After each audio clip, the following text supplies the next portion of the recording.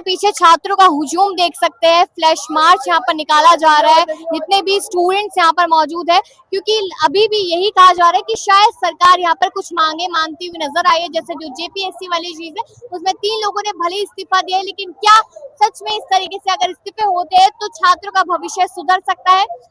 यहाँ पर इन लोगों में जो गुस्सा जो दिख रहा है, आक्रोश, क्योंकि भविष्य लगातार खराब होता हुआ नजर आ रहा है।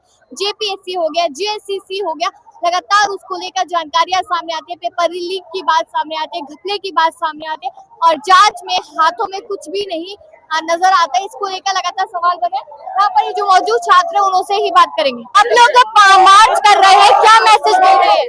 मैं कहना चाहता हूँ, जो आप पेपर लीक कर रहे हैं उसको लीक करना बंद करें, और अगर लीक कर रहे तो उसको सार्वजनिक करें। जो गरीब लोग हैं वो ईमाई पर उसको लेंगे। वो फ्लैश मार्च निकाल रहे हैं, इससे किसकी आंखें खोलना चाहते हैं? इससे सरकार को जाहिर करना चाहते हैं, कम से कम अंधेर आपको दिख नहीं रहा, धुंधला धुंधला दिख रहा है, तो कम से कम आपको क्लियर दिखे। कि तमाम लोगों के इस्तीफे हो चुकी है। ये उनकी जेपीएससी मेंबरों की नाकामी है, जिनके कारण उनको इस्तीफा देना पड़ रहा है। जी, तो आप लोग क्या चाहते हैं, हेमंत सोरेन क्या करें? उनको सारे परीक्षाओं पे सीबीआई जांच करवाना चाहिए, जो फेयर है वो डिसीजन निकाल।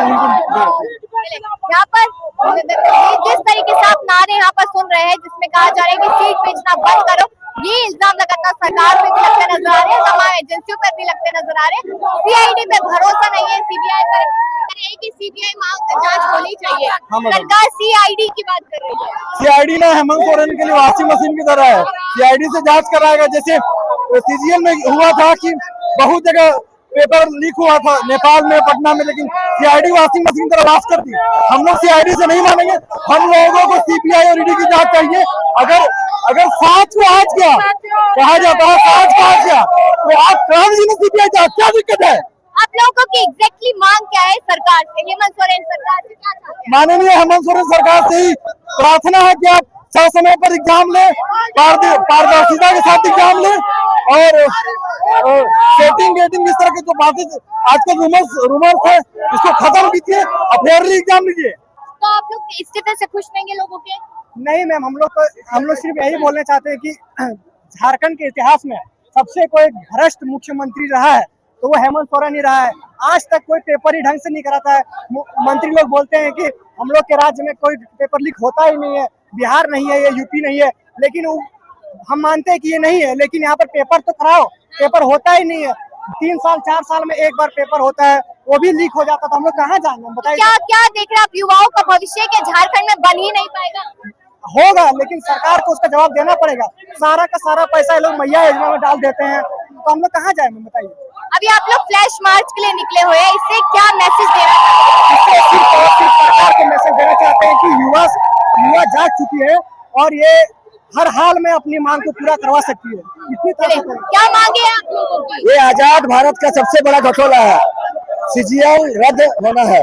हम लोग का मांग है सीजीएल रद्द हो, एसएससी सीजीएल रद्द हो, सबसे बड़ा मुद्दा यही है।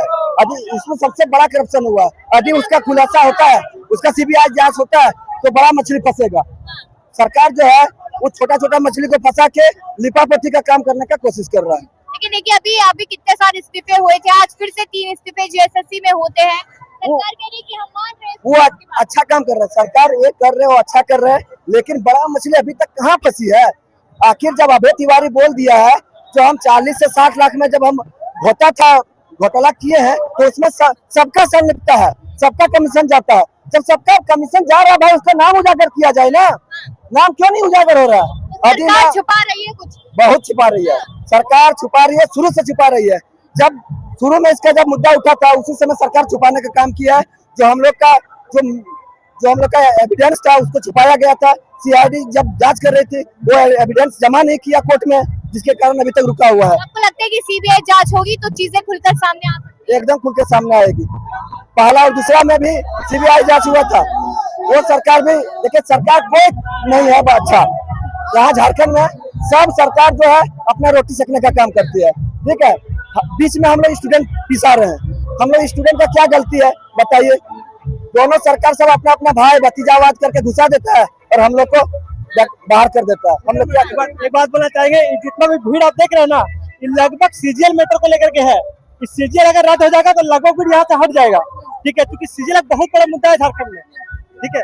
सीजीएल क्योंकि हम लोग जो मैटर था सीजीएल का, तो क्या था कि हम लोग बहुत ज्यादा आंदोलन किए थे 1 साल पहले, बहुत ज्यादा, ठीक है। इसी तरह से मैटर उसमें भी चला था, लेकिन उसमें हुआ ये था कि गवर्नमेंट हम लोग का बात ना सुन करके सीआईडी को जो सो फिर एक सीआईडी से काम करवाई, फिर दूसरा सीआईडी चेंज करवा के फिर अपना ही मैटर को कोर्ट में ला करके और उसको फिर हम लोग को इग्नोर कर दिया गया और फिर उसको आगे फिर मतलब कंप्लीट करके उसको दे दिया गया, ठीक है। कि पहले तो ये कहा जा रहा था कि जो जेपीएससी और जेएसएससी वाली चीज है तो उसमें कुछ संस्थानें हैं जो कहीं ना कहीं भ्रष्ट है। हेमंत सोरेन टारगेट नहीं है या उनका इस्तीफा नहीं चाहते। अब हेमंत सोरेन इस्तीफा दो किनारे लगातार लग रहे हैं। बिल्कुल लगना भी चाहिए ना, लगना भी चाहिए। जब गवर्नमेंट अपना काम ठीक से नहीं कर पाई तो उसको तो देना पड़ेगा ना इस्तीफा।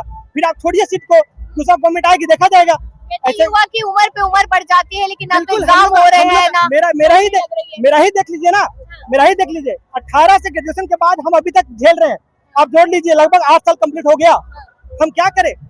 अब हमको सोचना पड़ रहा है क्योंकि बाहर अब प्लान करना होगा कुछ काम करने के लिए, तो हम क्या करें? और इस तरह से देखिए हम लोग का कोई सही समय वैकेंसी भी नहीं आ रहा है। झारखंड कांस्टेबल बहुत दिन से लंबा टिका हुआ है, लगा हुआ है। 2017 में लास्ट टाइम जो ये आया था, दरोगा आया था, झारखंड दरोगा, हम लोग इंतजार करते कि अब आएगा अब आएगा। अब बताइए हम लोग का एक सोच के देखिए, किसी का भी एज जाता तो स्टेमिना उसका घटता है, हम लोग का स्टेमिना घट गया। हम लोग कहाँ से तोड़ पाएंगे उस चीज को? बताइए। अच्छा, एक और चीज है कि यहाँ पर ये परिवारवाद की राजनीति की बात भी लगातार की जा रही है। कहा जा रहा है कि जिनके कम नंबर आ रहे हैं उनको चुटकियों में नौकरी मिल जा रही है। क्या इतना ज्यादा करप्शन यहाँ झारखंड में बढ़ गया है कि जो असली में लोग हैं उन्हें नहीं मिल रहा है? बिल्कुल, झारखंड में यही अभी हो रहा है। हेमंत सोरेन सरकार में खास करके यही हो रहा है। हम लोग देखे हुए हैं, ठीक है, हम लोग सब समझे हुए हैं। इससे पहले रघुवर दास का सरकार था, ठीक है, उनके समय में हो भी रहा था, नो डाउट उनके समय हुआ, लेकिन बहुत रेयर, मतलब मान लीजिए 10% हुआ होगा। इसमें क्या है कि 80 to 90% सीटें बिक जा रही है, ठीक है। तो ये लोग कहाँ तक स्टूडेंट बर्दाश्त करेगा इस चीज को? सब बताइए। बिल्कुल, हम लोग तो झेलते लास्ट में हम लोग आत्महत्या करेंगे या फिर कुछ करेंगे। अब आप लोग कल मार्च के लिए निकलेंगे, जो विधानसभा घेराव की आप लोग बात कर रहे हैं, तो क्या लगता है कि सरकार की आंखें खुलेगी? और सरकार नहीं सुनेगी तो फिर वहीं पे जो होगा देखा जाएगा। एकदम डू एंड डाई वाला काम होगा कल। लाठीचार्ज हुआ तो जो होगा मैम, हम तो बोलते डू एंड डाई वाला काम होगा, या तो करिए तो मरेंगे, फिर लास्ट में डू एंड डाई।